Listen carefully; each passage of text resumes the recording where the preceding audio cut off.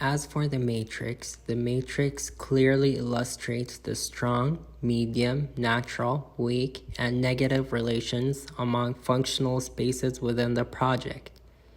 This helps in determining the way and strength of connectivity between the masses or the functions within the masses, leading primarily to a hierarchy in functions based upon privacy and other traditional considerations, as shown in the slides. After observing the matrix, the bubble diagram was used for space planning and organization at the preliminary phase of the design process. It was arranged and managed to connect every area with another to help in giving the best user experience.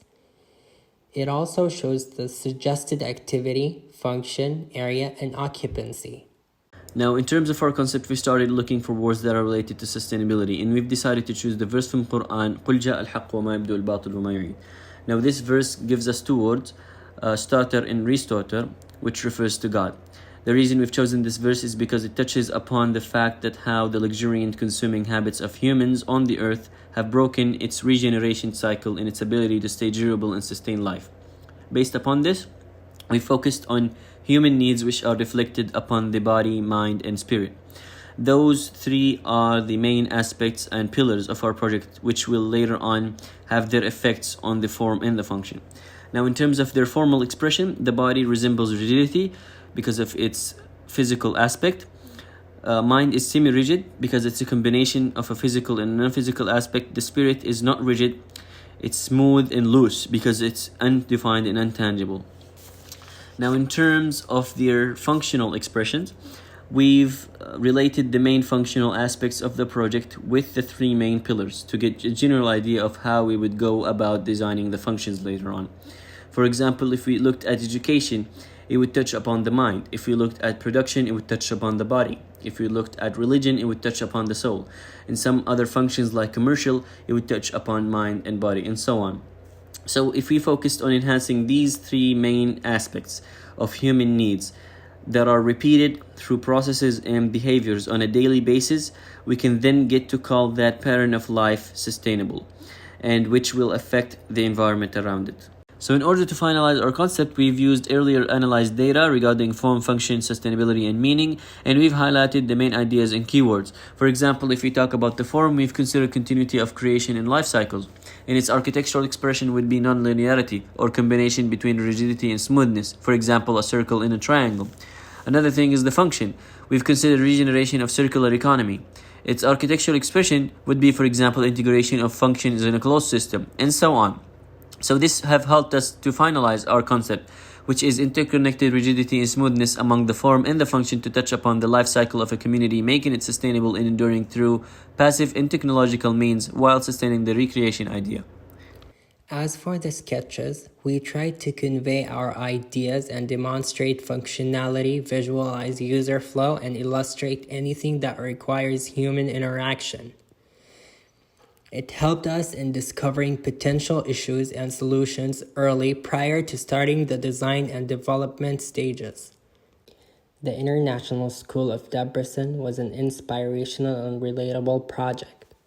Their concept was based on the form of a circle. This simple yet symbolic shape, while it softly blends into the neighboring forest area of the nature, it is also a symbol of the borders of existence, or in other words, of our created world. The key of the design concept was to create a shape which goes far beyond its built borders and integrates in the natural environment. A circle with its simple shape is the symbol of spontaneously formed human groups without any differentiations. A cluster of people who gather either for a discourse between equals or for paying attention to one of them. An area surrounded by a circle melts together groups or individuals. The pavilion-like classrooms are positioned, creating longitudinal, dynamically pulsing spaces between them. This structure is continued outdoors to the direction of the forest, following the circular line and creating guarding areas as a transition between the built and the natural habitat.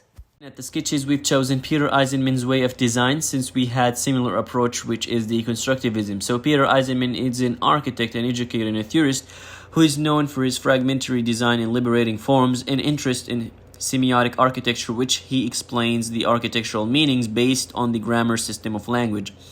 His projects, for example, his residential ones, are designed based on the manipulation of a horizontal and a vertical grid that is imposed on a basic shape like a cube, just the case for our project. So we try to adopt his techniques in our designs to get to the final form that will be shown later on. Computer-generated forms based on algorithms can be used like by association creativity technique as a tool for spurring creativity and thinking outside the box. However, human intentionality has always to be present and highlighted during the process to give real and human value to the design. Machine production has no inherent value despite the trends for glorifying technology in our day and age. Algorithms and computers ought to remain only tools to and augment the human conscious will. In the case of this project, algorithms are used in addition to generating the form as a representational tool for theoretical dimension of the concept. It endorsed the deconstructivist approach of Peter Eisman as a source of inspiration for this project. It is critical to be conscious and well define those two roles of technology in the project, including listing the parameters which are used to generate the form in order to determine the conscious and willful dimension of form generation. An example of that is the decision about the way of dividing the land and the stipulation about including a circle in the design corresponding to the idea of regeneration in the concept. As the project develops, one cannot help but notice that it's evolving to include two contradictory dimensions in its concept, regeneration and deconstruction. Those two aspects come about accidentally, like subconsciously, but can be applied to consciously adopted to become an integrated form of the project concept. In such case, and in terms of both form and process of developing the design of the project, the tension, the dialogue and resolution between the two aspects should be very apparent. So when we combine all the possibilities that we got from the process that we previously showed, we got not 1, not 9, but 36. Actually, much more. But let's consider the 36. We combine some of them to get the final form that was evolved to become this final form. Zoning, we've initially highlighted the primary functions for each mass. Related masses and functions are connected through a bridge. The main element is the circle in the middle, which is the transportation network, which will accommodate sustainable smart transportation through the project.